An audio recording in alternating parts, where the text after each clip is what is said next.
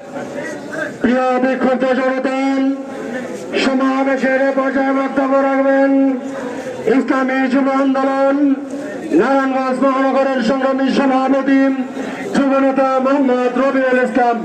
বক্তব্য রাখবেন যুবনেতা মোহাম্মদ রবিউল ইসলাম।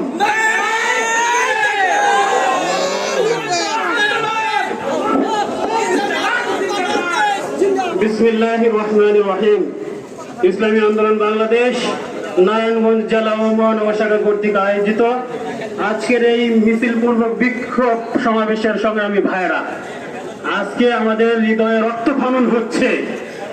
আমরা দেখিনি, তবে আমরা বই পুস্তকে ইতিহাসে পড়েছি এই দেশ স্বাধীন করেছিল বঙ্গবন্ধু শেখ মুজিবুর সাহেব। আমাদের বাংলাদেশের 7 কোটি মানুষ আমাদের ন্যায্য অধিকারের জন্য শেখ